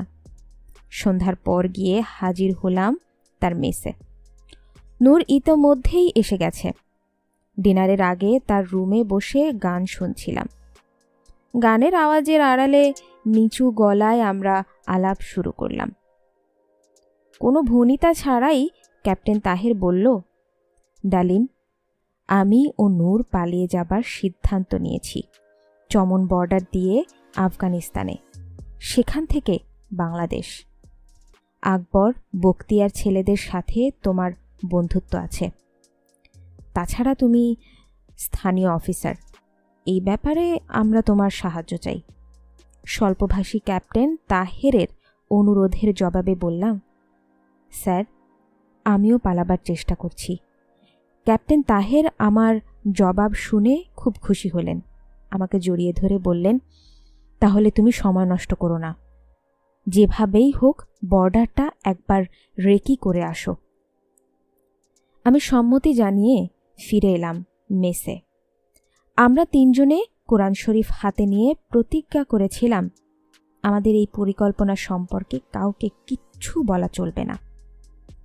সুযোগ মতো একদিন রেজিমেন্টাল এক্সারসাইজ এরিয়া রেকি করার উসিলায় ইউনিটের গাড়ি নিয়ে প্রফুল্ল চিত্রে রেকি করে ফিরে এলাম। বন্ধুরা আমাদের পালাতে সাহায্য করবে জানতে পেরে নূর ও তাহের দুজনেই খুশিতে আত্মহরা হয়ে উঠল। এভাবে সব যখন প্রায় ঠিকঠাক, হঠাৎ করে একদিন সিগন্যাল কোরের হাবিলদার নাজির রাতের অন্ধকারে আমার সাথে দেখা করতে এলো। লোকাল বাঙালি অফিসার হিসেবে সবার সাথেই আমার যোগাযোগ ছিল, বিশেষ করে জুনিয়রদের মধ্যে আমার একটা বিশেষ প্রভাব ছিল। নাজিরের মতো সিনিয়র জুনিয়র অনেকেই তাদের সমস্যাদি নিয়ে আমার কাছে আসতো, সুখ দুঃখের কথা কইতো এবং আমি পরামর্শও দিতাম। ভাবলাম নাজিরও নিশ্চয়ই তেমন কোনো ব্যাপারেই আলাপ করতে এসেছে। কিন্তু তাকে দেখেই আঁতকে উঠলাম। তার মুখ ভীষণভাবে থমথম করছিল, চোখ দুটো টলটল করছিল।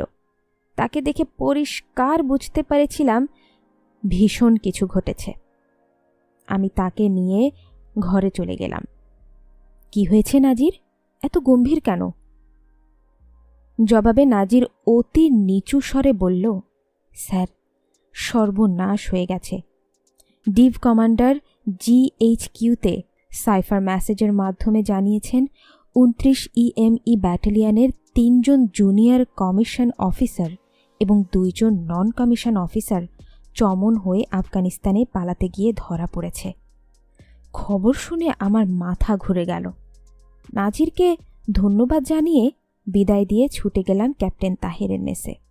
ডেকে পাঠানো হলো লেফটেন্যান্ট নূরকে। গভীর রাত অবধি আলোচনার পর সিদ্ধান্ত হলো চমন বর্ডার দিয়ে পালানোর চেষ্টা হবে অত্যন্ত বিপজ্জনক। তাই এই পথ পরিত্যাগ করে অন্য পথে পালাবার চেষ্টা করতে হবে। অন্য পথ হিসেবে আমাদের সামনে খোলা থাকলো কাশ্মীর, লাহোর, শিয়ালকোট কিংবা ভাওয়ালপুর সেক্টর। ভাওয়ালপুর সেক্টর দিয়ে রাজস্থানের মরুভূমি পাড়ি দিতে সময় লাগবে 2 থেকে 3 দিন। অন্যান্য যে কোনো সেক্টর দিয়ে বর্ডার পেরোতে লাগবে 5 থেকে 6 দিন। এত সময় পাওয়া যাবে কিভাবে? অনেক চিন্তাভাবনা করে ভাওয়ালপুর ভাওয়ালনগর সেক্টরকেই বেছে নিলাম আমরা। এই সেক্টর দিয়ে পালাতে শুধু সময় কম লাগবে তা নয়, আমাদের ডিভিশনের অপারেশনাল এরিয়া ছিল এই সেক্টর। ফলে প্রয়োজনীয় ইন্টেলিজেন্স ইনফরমেশন সংগ্রহ করাও সহজ হবে। পালাবার পরিকল্পনা করার দায়িত্ব যুক্তিগত কারণেই আবার আমাকেই নিতে হলো। শুরু হলো আবার এক নতুন পরিকল্পনা। এভাবেই সময় বয়ে যাচ্ছিল। এপ্রিলের প্রথম সপ্তাহের এক ছুটির দিনে দুপুরের খাওয়া শেষ করে মেস থেকে ফিরে বিছানায় গড়াগড়ি দিচ্ছিলাম। হঠাৎ করে দরজায় কড়া নড়ে উঠল।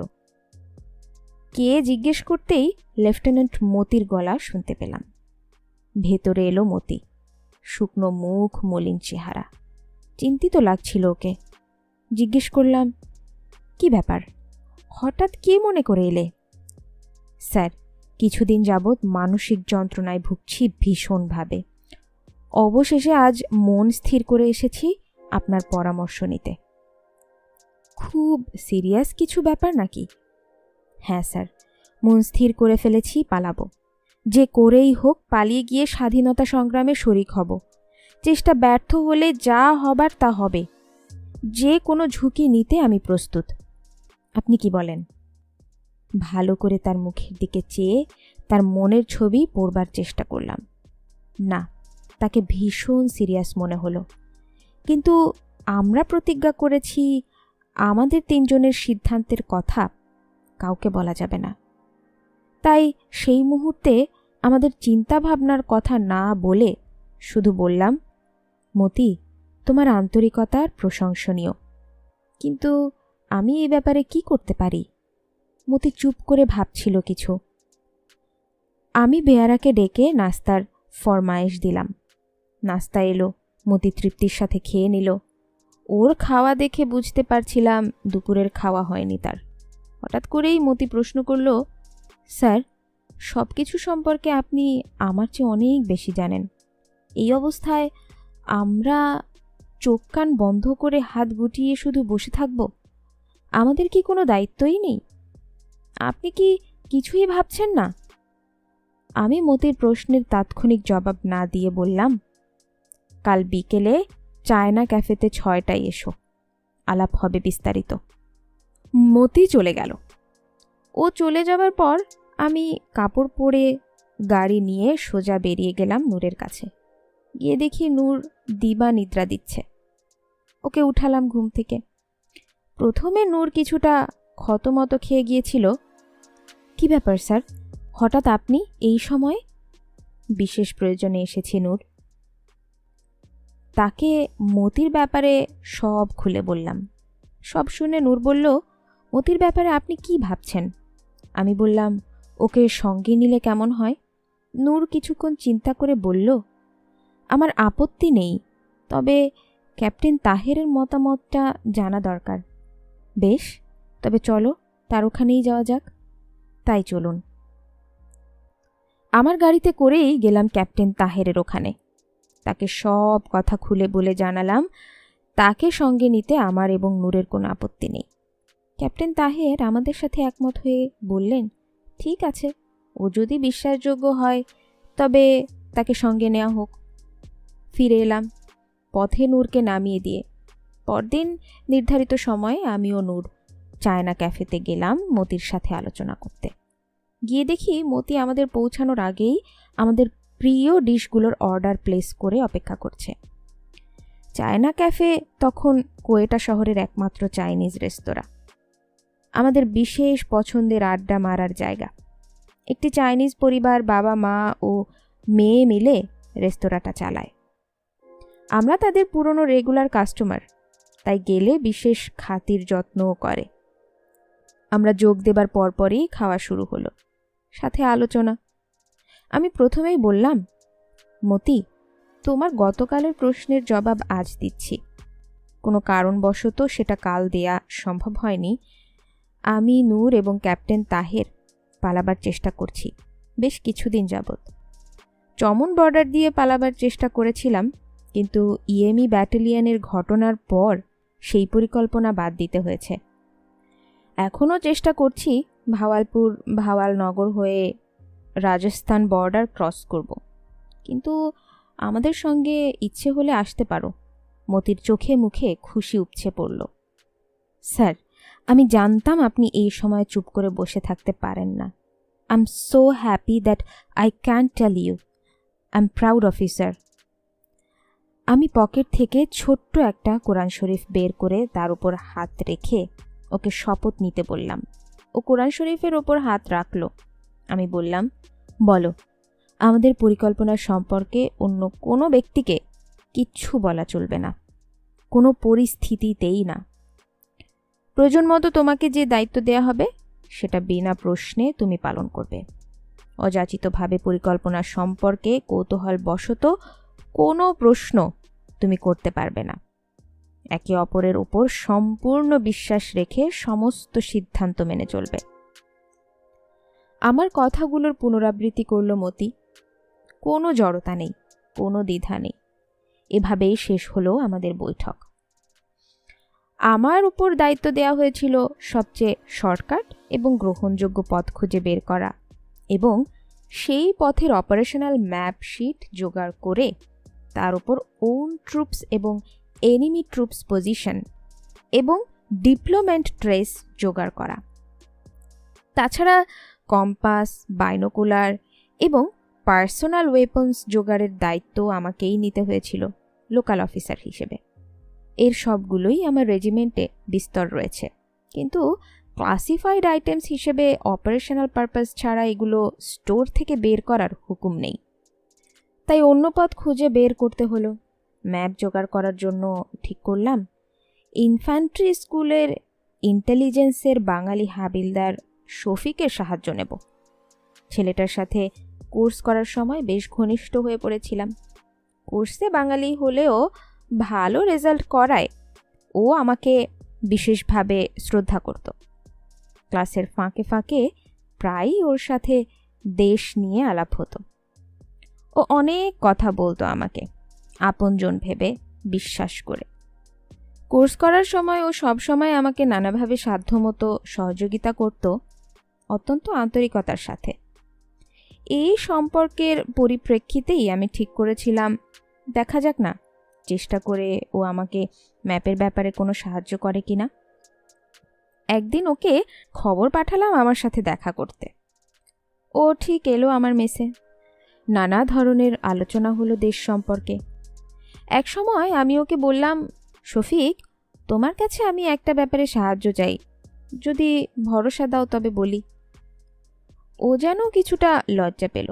বলল, স্যার, আপনি আমাকে লজ্জা দিচ্ছেন কেন? আমি আপনার কোনো কাজে লাগতে পারলে নিজেকে ধন্য মনে করব। আপনি নির্দ্বিধায় বলুন, কি প্রয়োজন আপনার? আমি যা চাইব সেটা সাধারণ কোনো জিনিস নয় শফিক। বুদ্ধিমান তরুণ শফিক জবাব দিল, আপনি আমার কাছে কোনো সাধারণ জিনিস চাইবেন না সেটা আমি বুঝতে পেরেছি। তবুও আপনি বলুন আমি আপনার জন্য কি করতে পারি। ম্যাপশিটের নম্বরগুলো তাকে লিখে দিয়ে বললাম, এগুলো আমার চাই। ম্যাপশিট নম্বরগুলো দেখেই বুদ্ধিমান শফিক হয়তোবা আঁচ করতে পেরেছিল আমার উদ্দেশ্য কি।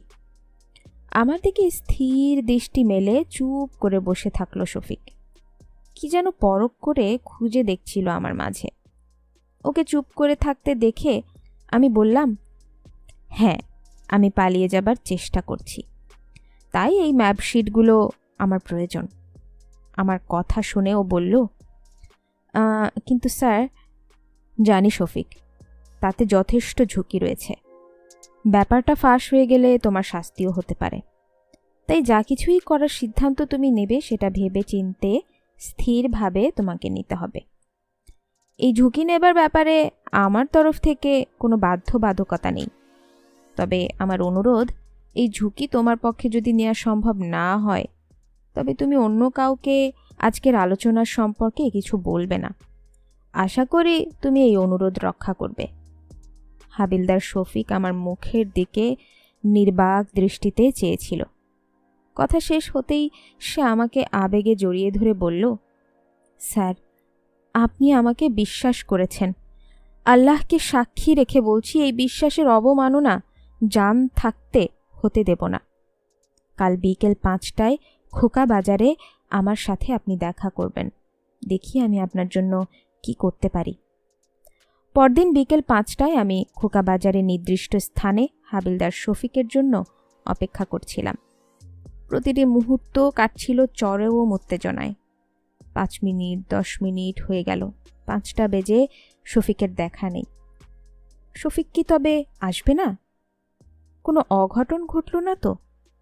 নাকি মুখের ওপর না বলে আমাকে বিব্রত না করে আজ না এসে বুঝিয়ে দিল এই কাজ তার পক্ষে করা সম্ভব নয়?